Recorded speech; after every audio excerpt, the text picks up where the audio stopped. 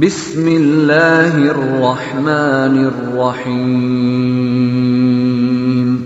اعوذ باللہ من الشیطان الرجیم بسم اللہ الرحمن الرحیم نحمدہ و نصلی علی رسولہ الکریم وعلی اہل بیتہ الطیبین الطاہرین المعصومین المظلومین رب اشرح لی صدری ویسر لی امری واحلل عقدۃ من لسانی یفقہوا قولی اما بعد فقد قال اللہ تبارک و تعالی فی قرآنہ المجید وفرقانہ الحمید وهو اصدق الصادقین بسم اللہ الرحمن الرحیم هو الذي بعث في الأميين رسولا منهم يتلو عليهم آياته ويزكيهم ويعلمهم الكتاب والحكمة وإن كانوا من قبل لفي ضلال مبين۔ عزیزان گرامی، سب سے پہلے مبعث رسول خدا صلی اللہ علیہ وآلہ وسلم کے سلسلے میں جو وارث حقیقی ہے امام صاحب العصر والزمان کی خدمت میں، اور آپ تمام محبان و دوستداران اہل بیت علیہ السلام کی خدمت میں ہدیہ تبریک و تہنیت پیش کرتی ہوں، اور شکر ادا کرتے ہیں کہ ہم اس رسول خاتم الانبیاء کی امتی ہیں جو جاتے جاتے بھی اپنے لفظ پر، اپنے زبان پر لفظ امتی امتی کا ورد کرتے ہوئے گئے۔ عزیزان گرامی، کیوں نہ ہو، کیونکہ ہم انہی کے چاہنے والے، انہی کے پیروکاروں میں شامل ہیں، اور آج کا دن جو ہے وہ تمام مسلمانوں کے لیے ایک بہت بڑی عید کا دن ہے، کیونکہ اس دن اللہ تبارک و تعالی جو ہے وہ اپنے محبوب کبریا کو مبعوث فرما رہا ہے نبوت پر۔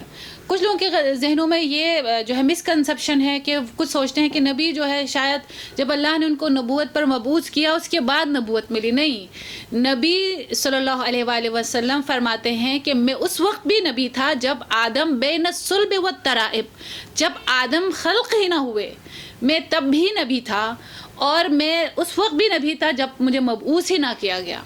اور نبوت نبی پاک صلی اللہ علیہ وآلہ وسلم کو اس وقت سے ملی ہوئی ہے جب وہ اس دنیا میں تشریف ہی نہیں لائے تھے، لیکن مبعوث جو ایک ہوتا ہے نا کہ آپ کو اللہ نے حکم دیا کہ آج کے بعد سے آپ اپنے کام کا آغاز کر سکتے ہیں، اس دن کو کہا جاتا ہے مبعث نبی۔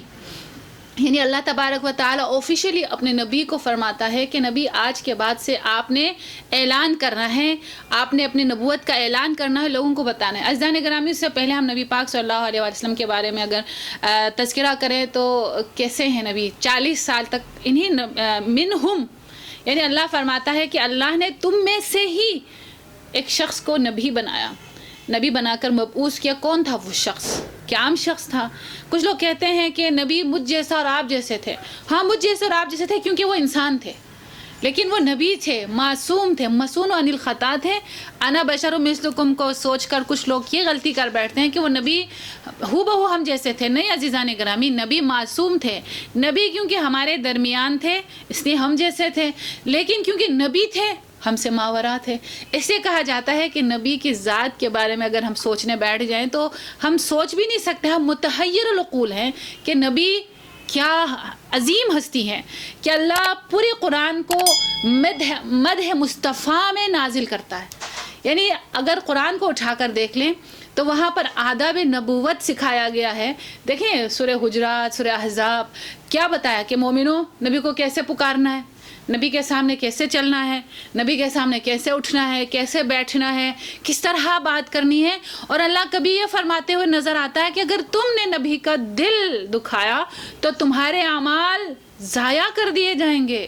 یعنی قرآن مدح مصطفیٰ، آداب مصطفیٰ ہے، اور اللہ فرماتا ہے کہ نبی کو 40 سال تک لوگوں کے درمیان اس طرح رکھا کہ آپ کو صادق و امین کہہ کر پکارا جانے لگا، اور سب آپ پر آنکھ بند کر کے اعتماد کرتے تھے اور کہتے تھے کہ اگر آپ کہو گے تو ہم یقین کر لیں گے۔ اس طرح نبی پاک کے بارے میں ہے کہ جب آپ نبوت پر فائز ہوئے، آپ ایک پہاڑی پر تشریف لے گئے، لوگوں کو بلایا اور فرمایا کہ اگر میں کہوں کہ پیچھے سے کوئی گروپ حملہ کر رہا ہے تو تم یقین کرو گے؟ تو انہوں نے کیا کہا کہ اے محمد صلی اللہ علیہ وآلہ وسلم، آپ اگر کہیں تو ہم 100% یقین کر لیں گے، کیونکہ ہم نے کبھی آپ سے جھوٹ نہ سنا ہے نہ کبھی سنیں گے۔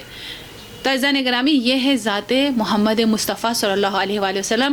اب اللہ کیا فرماتا ہے کہ اللہ فرماتا ہے هو الذی، یعنی شان خدا، اللہ اپنی شان بیان کرتا ہے کہ تمہارا رب وہ ہے جس نے تم میں سے کسی ایسے شخص کو تم میں سے ہی نبی بنا کر بھیجا۔ اب کیا ہے؟ نبی کو نبی بنا کر کیوں بھیجا؟ دیکھیں کچھ کریکٹرسٹکس ہیں جو اللہ سورہ جمعہ کی اس آیت میں بتاتا ہے، یتلو علیہم آیاتہ، تاکہ وہ آیات الہیہ کی تلاوت کریں، ویزکیہم، اور ان کے نفوس کو تزکیہ کریں۔ عزیزان گرامی، اگر ہم عرب کے اس معاشرے کو دیکھیں تو ہماری عقلیں حیران رہ جاتی ہیں کہ وہاں جہالت اور جاہلیت کا دورہ تھا، کہ وہاں پر کوئی ایتھکس، کوئی انسانیت، کوئی اخلاقیات، کوئی ضابطہ اخلاق نام کی کوئی چیز وہاں پر ایگزسٹ نہیں کر رہی تھی۔ اللہ اس گٹھا ٹوپ اندھیرے میں نور محمد صلی اللہ علیہ وآلہ وسلم سے عالم کو جلا بخشتا ہے، منور کرتا ہے، تاکہ وہ لوگوں کے دلوں کو تزکیہ کریں، پاک کریں۔ یعنی تزکیہ اس وقت کیا جاتا ہے جب انسان کے اندر اچھائی موجود ہو، تو اللہ فرماتا ہے کہ ہر انسان کے اندر میں نے اچھائی کی سرش ڈال دی ہے۔ اب انسان کے اوپر ہے کہ وہ اپنے آپ کو اہل بیت سے، نبی سے متمسک کر کے اپنے آپ کو پیوریفائی کریں۔ جب ہم پیوریفائی ہوتے ہیں عزیزان گرامی، یہ ہمارے حق میں ہی اچھا ہوتا ہے۔ جیسے فضائی آلودگی ہے، ہوائی آلودگی ہے، تو ہم ایئر پیوریفائی لگاتے ہیں۔ پانی گندا ہو جائے تو واٹر پیوریفیکیشن پلانٹس لگاتے ہیں، اپنے گھروں میں لگاتے ہیں۔ تو اللہ نے انسانوں کو پیوریفائی کرنے کے لیے، انسان کیونکہ معاشرے میں رہتے ہوئے رہتا اس کے دل کے اوپر، ذہن کے اوپر زنگ لگ جاتا ہے، تو اللہ نے نبی کو ایک پیوریفائر بنا کر بھیجا تاکہ وہ ہمیں پاک کر سکے، ہمیں پیوریفائی کر سکے۔ اور وَيُعَلِّمُهُمُ الْكِتَابَ وَالْحِكْمَةَ، اور وہ تمہیں کتاب اور حکمت کی تعلیم دیجیے۔ عزیزان گرامی، تعلیم، علم، ایجوکیشن، اس وقت صرف 11 لوگ پڑھنا لکھنا جانتے تھے، لیکن اب دیکھیں اسلام نے کیا فرمایا، رسول خدا صلی اللہ علیہ وآلہ وسلم نے کیا فرمایا کہ علم حاصل کرنا ہر مسلمان، یہاں پر جنڈر ڈسکریمنیشن نہیں ہے۔ وہ لوگ جو جنڈر کے جو علم بردار ہے، فیمنزم کا علم بلند کیا ہوا ہے، ان لوگوں نے ان کو بتا دیا جائے کہ اسلام کہتا ہے right of education for every person, یعنی ہر بندے کا حق ہے، چاہے وہ مرد ہو چاہے وہ عورت ہو۔ اور یہاں پر ایج لمٹ بھی نہیں رکھی۔ کیا فرمایا کہ ماں کے گود سے لے کر گہوارے تک تم علم حاصل کرو، یعنی کتاب اور حکمت کی تعلیم۔ وَإِن كَانُوا مِن قَبْلُ لَفِي ضَلَالٍ مُبِينٍ۔ عزیزان گرامی، یہ ہے مبعث کا دن کہ جاہلیت، گمراہی سے نکال کر اللہ اپنے بندوں کو نور میں لے کر آ رہا ہے۔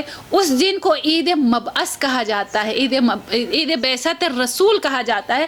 اور نبی صلی اللہ علیہ وآلہ وسلم کی شان میں اور کیا بیان کروں کہ اللہ اپنے نبی کو اس مقام تک بلاتا ہے کہ جہاں جبرائیل فرماتے ہیں کہ اس سے آگے میری رسائی نہیں ہے، لیکن اللہ براق کی سواری پر بٹھا کر اپنے نبی کو کیا کرتا ہے، عرش کی سیر کرواتا ہے، معراج پہ لے کر جاتا ہے، اور وہاں قاب و قوسین کا دیدار کرواتا ہے۔ اور وہاں اللہ تبارک و تعالی جنت اور جہنم، یعنی تمام وہ رموز انسانیت، وہ رموز علم سے اپنے نبی کو روشناس کراتا ہے۔ اور چھٹے امام جعفر صادق علیہ السلام فرماتے ہیں کہ مبعث سال کے دنوں میں سے سب سے افضل ترین دن ہے، یعنی جس چیز پر سورج چمکتا ہو، اللہ نے مبعث کے دن کو تمام دنوں سے افضل دن قرار دیا ہے۔ اس دن کے کچھ اعمال خاصہ ہے عزیزان گرامی، غسل ہے، روزہ ہے۔ ایک دن کا روزہ 60 سال کے روزوں کا کفارہ ہے، لیکن یہ نہیں ہو سکتا کہ آپ ایک دن روزہ رکھیں تو آپ کے 60 سال کے روزے جو ہے وہ اس سے آپ منہا نہیں، آپ کو اجر اللہ اتنا عطا کرے گا کہ آپ کو 60 سالہ روزہ رکھنے کا ثواب عطا کرتا ہے اللہ۔ اور اس میں زیارت رسول خدا اور زیارت علی ابن ابی طالب ہے۔ کیوں نہ ہو؟ کیونکہ نحن، یعنی نبی پاک صلی اللہ علیہ وسلم فرماتے ہیں انا وعلی من نور واحدہ۔ دیکھیں، مبعث رسول ہے، زیارت امیر المؤمنین ہے، ولادت رسول ہے، زیارت امیر المؤمنین، یعنی ساتھ ہے، کیونکہ نبی بتانا چاہ رہے ہیں کہ میں اور علی جدا نہیں ہیں، ہم ایک ہی نور سے بنائے گئے ہیں۔ اور آداب نبوی، اللہ لوگوں کو نبی کے آداب بتا رہا ہے اور نبی لوگوں کو علی کے آداب بتا رہا ہے، دکھا رہا ہے کہ دامن مصطفیٰ تک رسائی علی کے در سے تمہیں مل سکتی ہے۔ تو آج کے دن زیارت امیر المؤمنین، زیارت میں امام علی علیہ السلام مستحب ہے، اور 12 رکعت نماز ہے مفاتیح الجنان میں. شیخ عباس قمی نے بہت ڈیٹیل سے اعمال بتائے ہوئے. تو کوشش کیجیے گا کہ مبعث کے دن کے عید کو اپنے ہاتھ سے جانے نہ دیں، اور کوشش کیجیے گا کہ دامن مصطفیٰ وہ علی سے متمسک رہیں، کیونکہ یہ وہ دو نور ہیں جو کبھی ایک دوسرے سے جدا نہیں ہے، اور جنت میں بھی ساتھ ساتھ ملیں گے، اور دنیا میں بھی ان کا نام تذکرہ ساتھ ساتھ ہوتا رہے گا. اور اللہ سے یہی دعا ہے کہ ہم جب تک زندہ ہیں دامن اہل بیت سے متمسک رہیں، اور جب اس دنیا سے جائیں تو شفاعت اہل بیت نصیب ہو. اللہم عجل لولیک الفرج وجعلنا من اعوانہ وانصارہ، وصلی اللہ علی محمد وآلہ الطیبین الطاہرین. اللہم صلی علی محمد وآل محمد وعجل فرج.